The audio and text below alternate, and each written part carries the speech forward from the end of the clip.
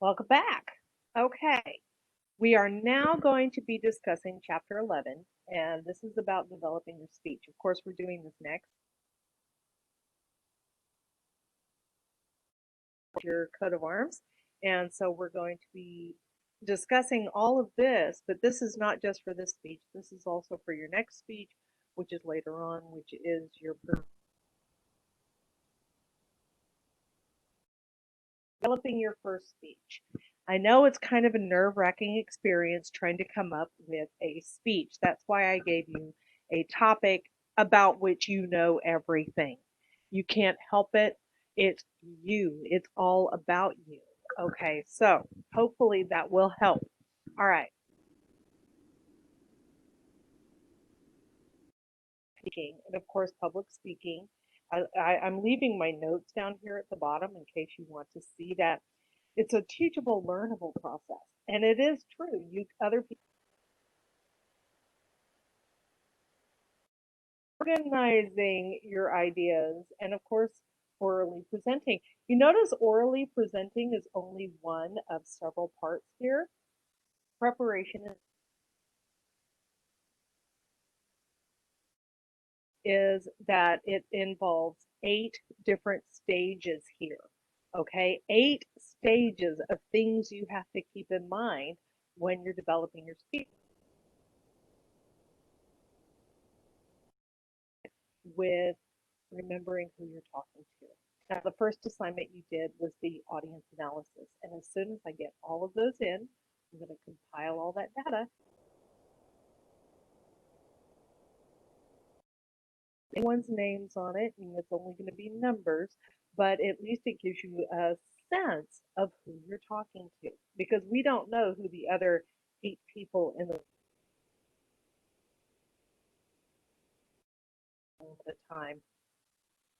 Okay, sorry, that was my opinion, and there we go. Okay, so let's look at the whole concept here.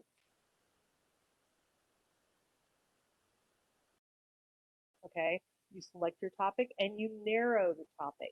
Then you determine your purpose for speaking. Why are you even doing this? And then you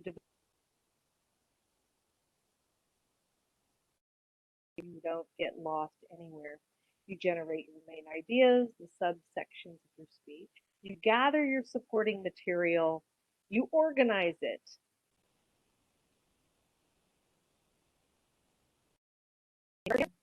And then finally, you deliver your speech. Okay, so that's a lot of different stages to keep in mind. But after a while, you get good at it and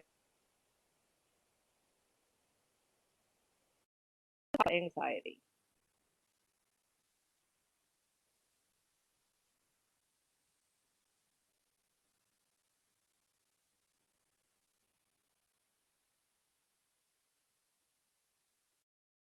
You do know that more people are afraid of public speaking than they are of death?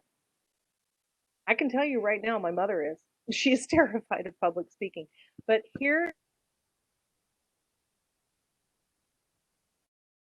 terrified of public speaking, if you are so scared to get up there and speak, the more comfortable you are with your material, the better you will be in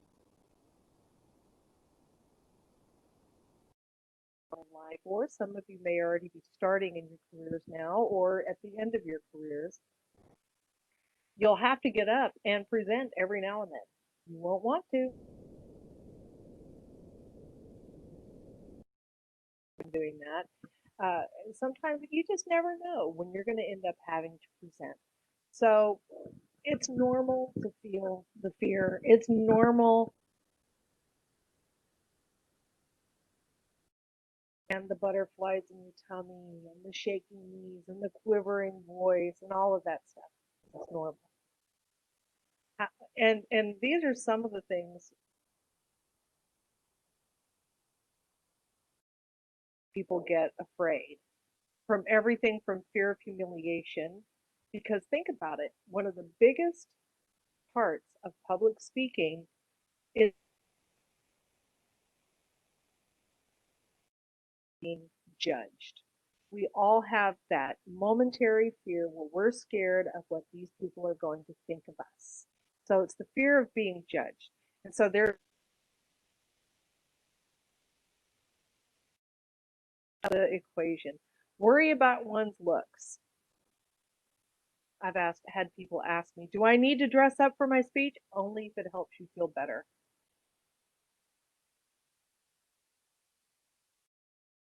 It's for your it's for your edification to help you grow in strength. Personal insecurities, concern about the lack of interest in the audience, lack of experience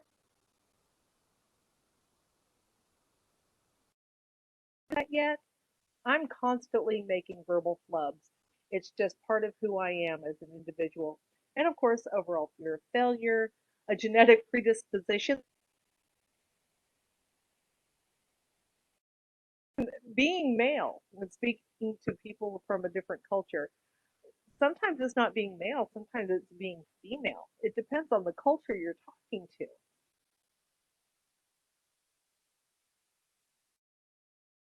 By the way, that dinging you just heard was my dog asking to go out. So I'm going to pause for a moment. Okay, she got a new dog door and she's scared.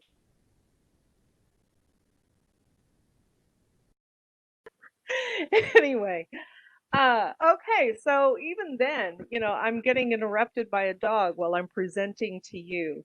But how your audience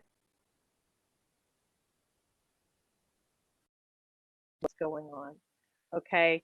It's begins and ends with your disposition, and how you deal with the situation.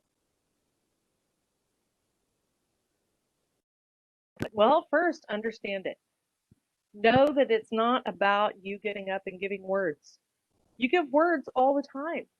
You are performing all the time. It has to do with the fear of judgment, and you have to just realize you know the most about your subject.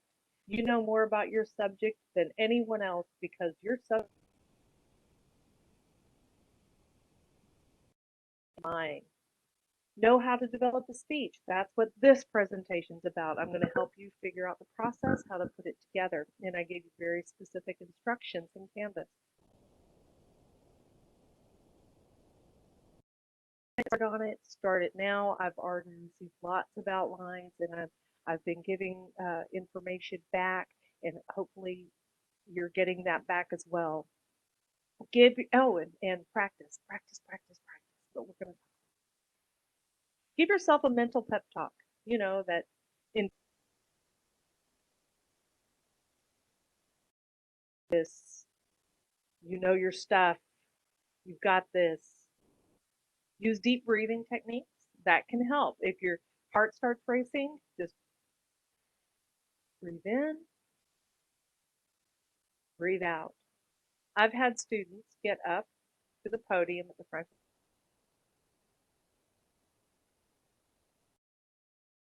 breathing.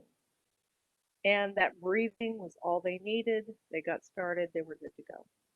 Focus on your audience. Remember your speech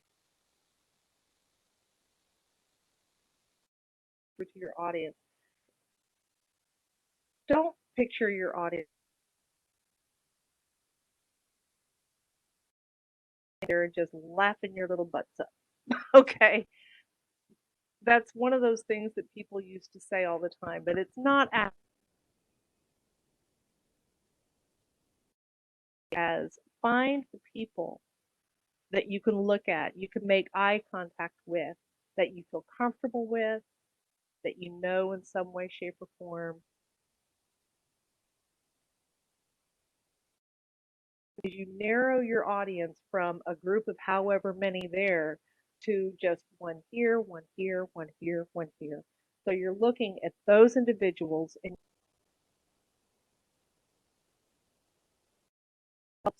when you're still a beginner speaker. Take advantage of the opportunities to speak. If somebody says, hey, can you come speak at this organization? Can you come speak at your Absolutely, because every time you speak, the better you will get at it. Not because you're any better at speaking, but because you become more comfortable in resources. Research, people, research, research. And here's something to keep in mind. It's called the illusion of transparency.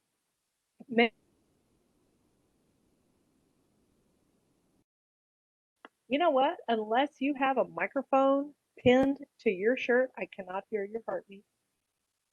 Your face may be red just because it's red. Look at mine,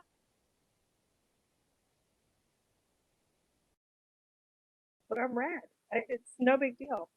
If I sweat, I could just say, hey, it's hot. People don't know that I have know you have fear unless you tell them you have fear. The illusion of transparency is that everybody can feel your fear, but if that's all it is an illusion.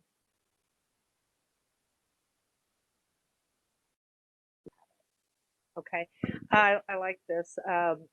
J.K. Rowling admitted to experiencing public anxiety. I've actually saw an interview with her work up first, and but that was because it was huge crowds, and I'd probably be a little nervous too in front of huge crowds.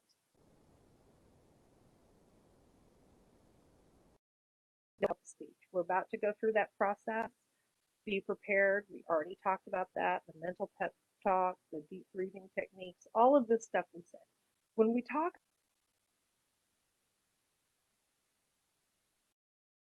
is habituation. When you can become habitualized to a situation, to an event, you get very used to it and you know how to do that. The first time you rode a bike, you were probably a little nervous. The first, without the training wheels. The first time you drove a car, you were probably a little nervous. When you do anything, you're nervous until you practice. Now, practice does not make perfect, practice makes permanent. But if you're making, then you're getting better. You may not ever get perfect, but you're getting better. You're getting habituated to the situation.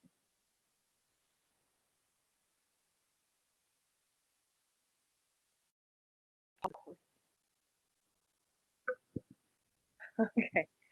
Stubborn 17-year-old dog. I inherited her a little over a month ago, and she's sweet and precious, but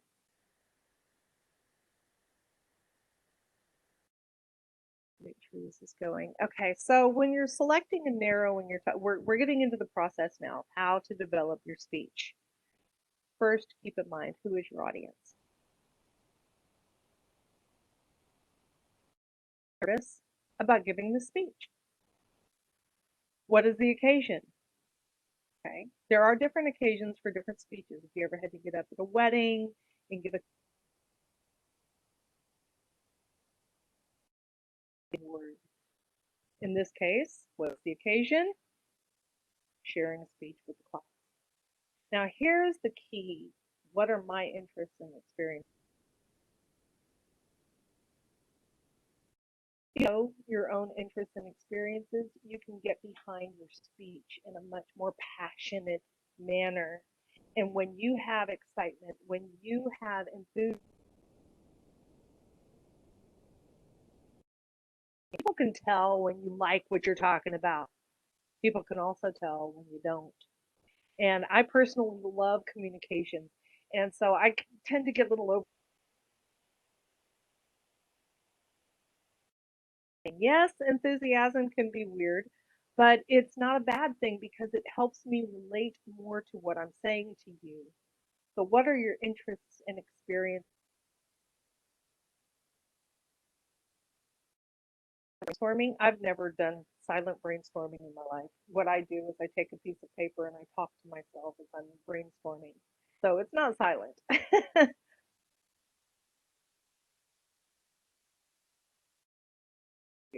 Just put in key phrases, see what pops up in the searches, and listening and reading for topic ideas. I'm going to tell you now, your final speech is a persuasive speech, and it's going to be that you want to make in society, or it's going to be a charity or cause advocacy. And that means you're going to advocate for change for a charity on your own for that. You can start thinking about it, okay? Here's how you can brainstorm. Uh, this was kind of interesting.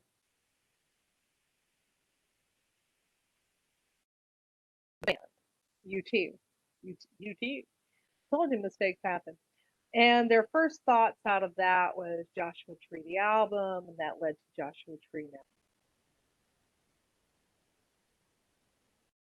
And the fact that he was into African aid and he helped with AIDS and famine relief.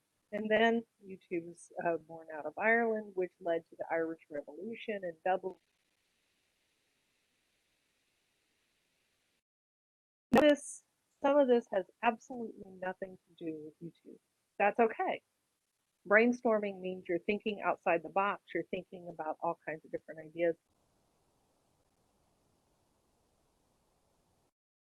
Consciousness where you just think. And I actually don't always even do it this way. Sometimes I just make a list, just seeing how things.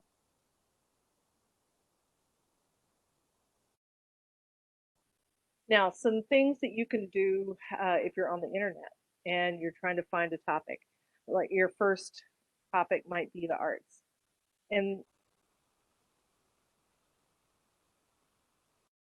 change it. Okay, let's go to the performing arts. And from there, you do some more searching. And next thing you know, you find the movies. And you're starting to narrow it down. You see from the different searches and find some topics for discussion. When you're starting to put together your speech, you've got your topic now. Now, the general purpose is your broad reason for giving a speech, and there are only three out there. Well, there is a few more, but we're not going to talk about those right now. The first one is to inform my audience about, to persuade my audience.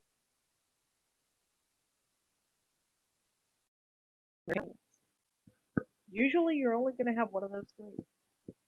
To inform gives information, to entertain can give information, but it's usually along the lines of making them laugh or making them happy in some way.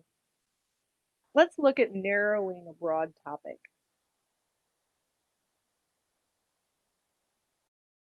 Recreation, who I prefer? I prefer to travel personally. And then there's specialty travel. I love cruises. I also love my camper, by the way. I started camping in my camper. I got it about 5 years ago, and I've just been having a blast. So 4 years ago. Oh my goodness, has it only been 4 years? Specialty travel. And then you that is out of the. I would not have expected that. But you know what? You have different set of filters. You have different life experience. That may be the direction you go with it. Have to do for later speeches. After you've got your general purpose and you've narrowed down your topic to the basic concept that you're going to discuss, you have purpose and then the behavioral goal from your audience that you're seeking from your audience. Okay. This example here to inform at the end of benefits for adults learning to play a musical instrument. Okay, that's a behavioral goal that would work. Uh, the audience will enroll in Asian that's trying to get them to do something or to entertain. Audience will be laughing at my misadventures as an adult cello student. That would be me.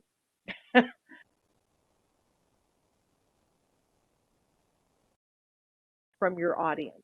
What is your goal? What do you want them to walk away from? By the way, that's called the residual message. We They're going to remember your residual message, the primary goal. Uh, they put this in the tag.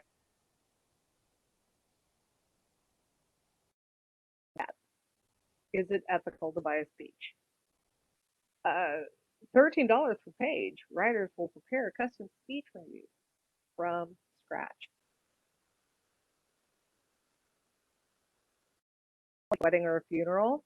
Are you going to write down? I know that I would be looking for sources. I'm going to be finding assistance with this. How do online speech write their goal? That's fine. I mean, we all know that every president who's ever been in office has had a speech writer. Okay. Then they go back over and they edit and they proofread. Not such a good idea. You need to prepare your own speeches because how are you supposed to know if they're doing a good job if you don't know how it's done?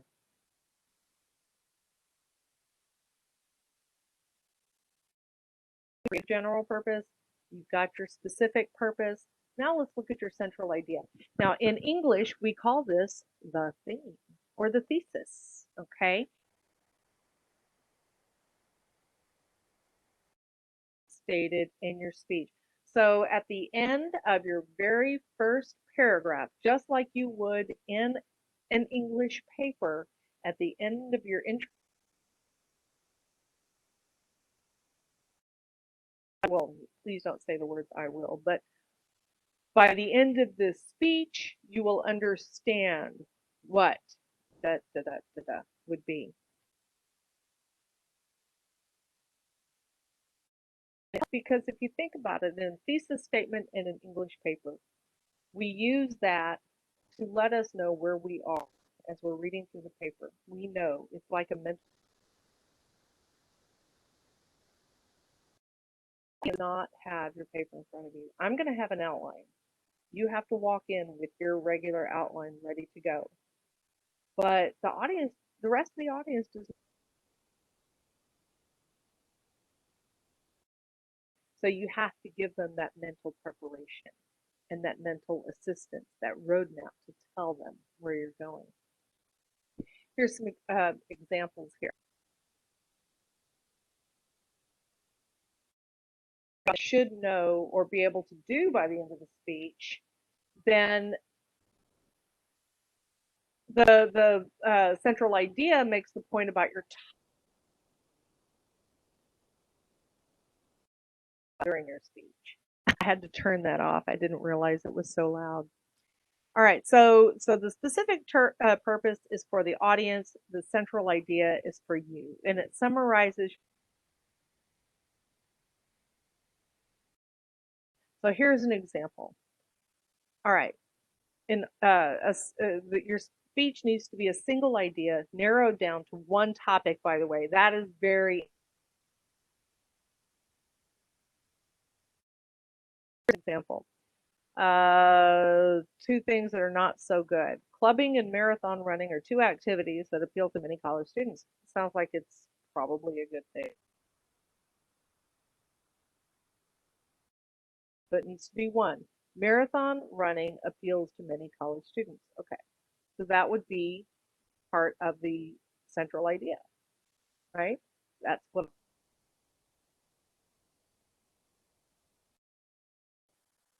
my phone's just going crazy tonight. Here's another example. It needs to also be appropriate for the audience. I love this. Scholarships from a variety of sources are readily available for first year college students. Why is that inappropriate? It doesn't give you specific information.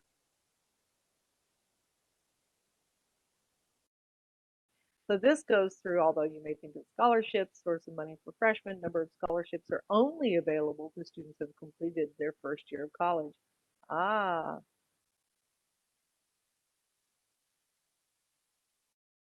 single declarative sentence It seems desert fairy circles may not be what they appear to be.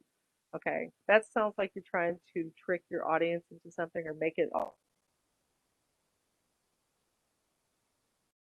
long attributed to fairies. Formations dotting the African Namib Desert mark the territory of termites. Very specific, direct. You could narrow this down from your topic to your central idea. Your topic, you're thinking studying abroad. That sounds like fun.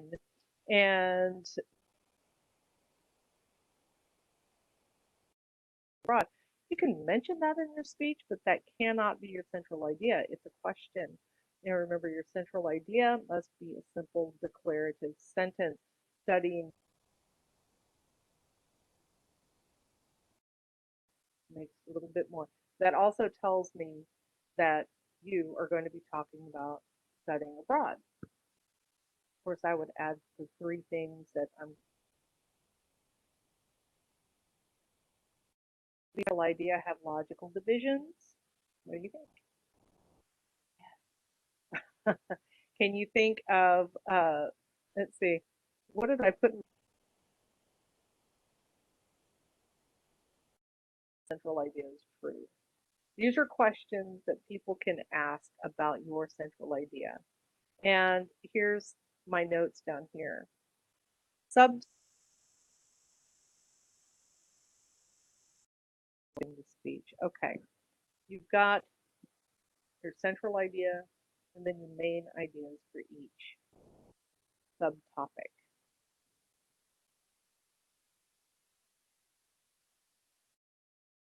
And they need to be in order. Is it a series of steps like a process, or is it a chronological sequence? First, I'm going to tell you about the idea. Where do you find your supporting material? Well, everywhere. But a lot of you here because your supporting material, if you already know so much that you can just immediately find materials, yes, you're going to cite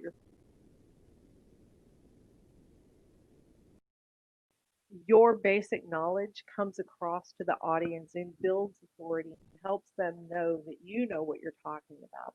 It lends you what we call credibility. You better have plenty of credibility. A lot of people like to use the internet for their supporting materials, and you can certainly do that. All right,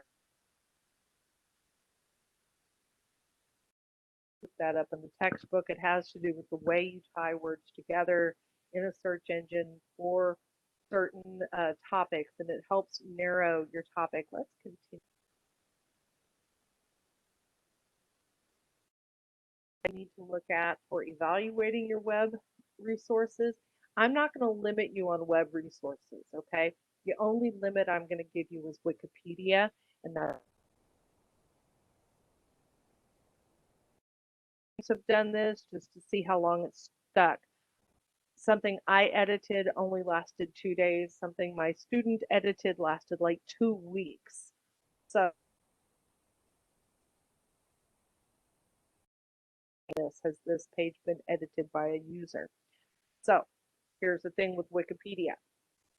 You can read through the information. You can look at it.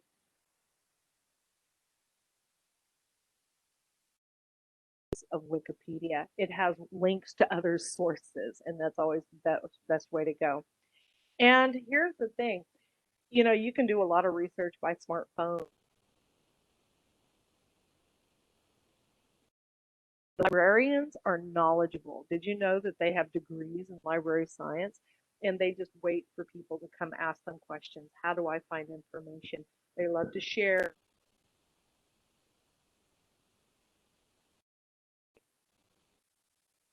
the questions for internet research. Accountability. Who is responsible for the site? Quite frankly, there are some sites It could just be a random thing that somebody popped up and it's going to disappear next week. Accountability. Accuracy. Is the information correct?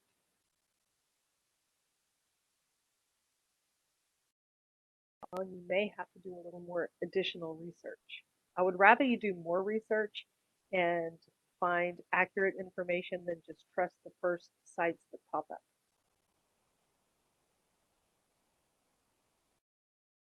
Okay, just about anything and everything out there is based on bias. And bias is going to be different for you than it is for me. So you have to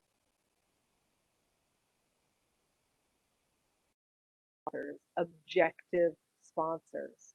The more objective, then the more credible their information is. But if it has advertisements, take a look at the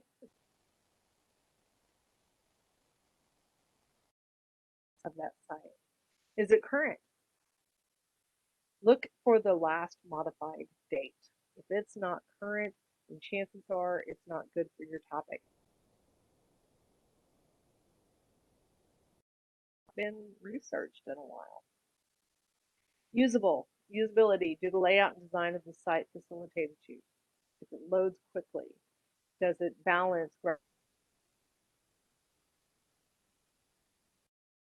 fee?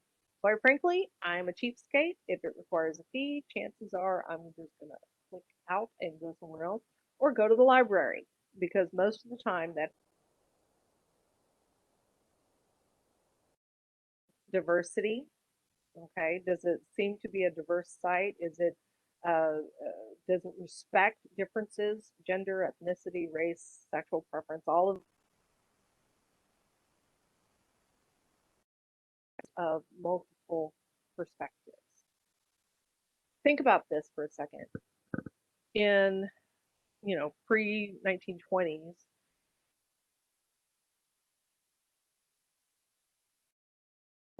to go see a candidate who was on the campaign trail, it was so important for them to be out on the trains and traveling around the U.S. to speak freely to the people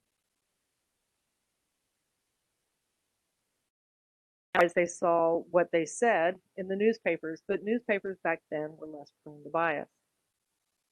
And then 1950s, we had speeches. Nixon was one of the first televised debates, and the only reason he lost it was because he happened to have a cold.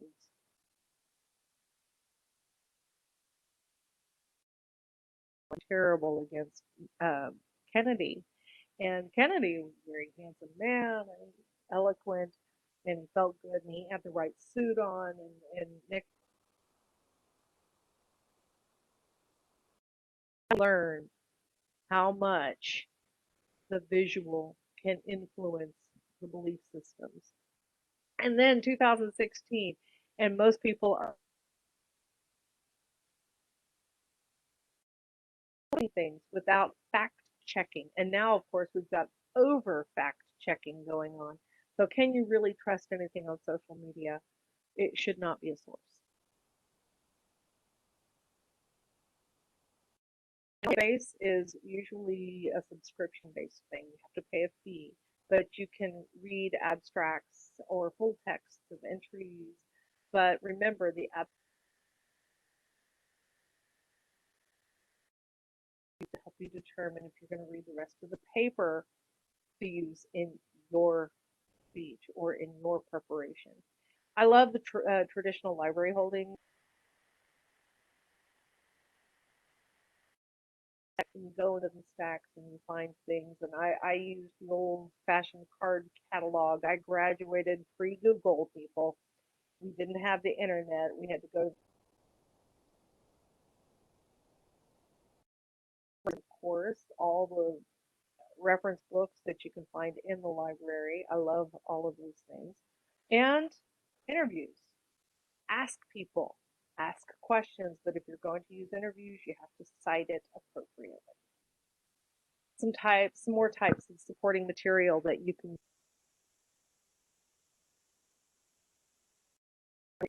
People love a good story. It helps to understand material. It helps to understand a concept. Now, some of these stories are going to be short and some critical, okay? But as long as they get the point across, all illustrations are great. I love illustrations. Stories full in giving a full description and making you feel like you are wherever they're talking about, and makes you feel like you can hear it and see it and taste explanations. If you're going to give terms that we don't get, explain those terms. Please explain those terms. Or if you're going to talk about a historical, so explanations are key and definitions are as well. Especially with scientific terminology, you have to make sure that classification, you're talking about radium and you can define radium, or if you're talking about a combine, and please, if you're going to talk about a combine, give me an operator.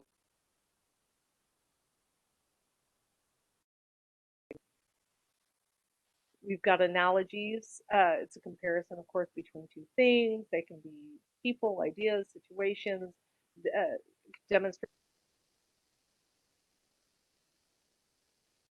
Okay. And if you make that analogy to something that your audience is aware of, then it helps your audience relate a little bit better. Okay. The idea. I'm getting tired, I guess. A good analogy would be, say, comparing, if you're going to compare a change in policy in New York City. Those would not be good. That would not be a good analogy because Victoria, South Texas, small. Every We measure distance in hours to drive. We don't measure distance in blocks. If you're in New York City, it's totally different. So your analogy would have to be three things. A literal analogy is between two things that are similar. Whoops, sorry about that. A figurative analogy, if the analogy is Victoria and New York City, talking about the friendliness of the people. Okay, you might be able to work it a little bit more closely there.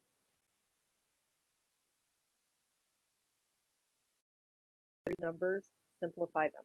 Don't say 2,186,425. Simplify that. Say over 2 million.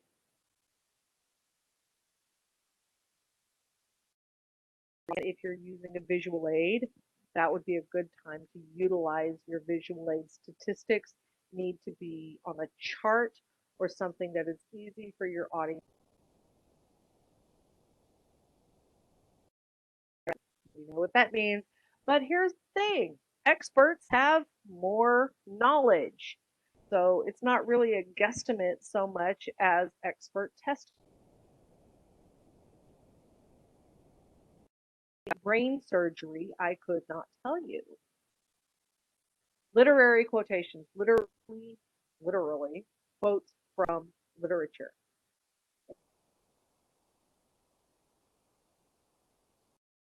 And the stupid quote, "You complete me," from that old movie just came busting through my brain because of a book I read the other day. Literary song, you know what I'm talking about. Okay. So adapt your supporting materials to your audience, but also to you.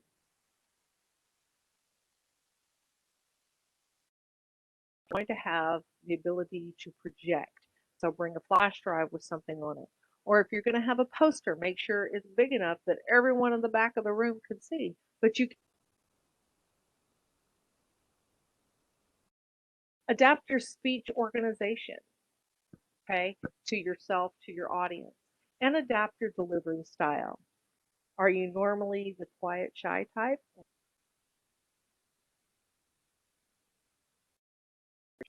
Then, of course, acknowledge in your supporting material if you're going to use direct quotations or other people's opinions, ideas, statistics.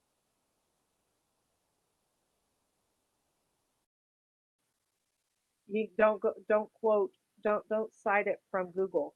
Go to the original site where you found it. That's the citation. And then do that is you can say in the January 27th issue of Photography Today. No, that's an oral citation. In an interview with Dr. Einstein, I asked him this question, and his response was,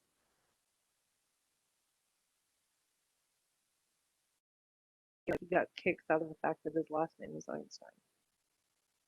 Understand plagiarism, please. Plagiarism is taking and using other people's ideas, immoral and unethical. It's illegal. It's called, and I just blanked on the term, intellectual property, theft of intellectual property. There you go.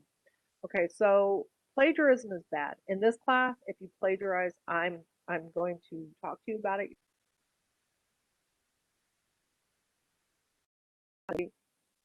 If you plagiarize again, I'm going to talk to you about it. You're going to fail the assignment. You're going to fail the class. And I have to report you to Victoria College. You cannot plagiarize. Okay, we are done with chapter 11. I hope this was fairly clear. I know it was rather rushed getting it put together, but hopefully this will help you out a little bit and a great evening. And I think I have to go take the dog out again.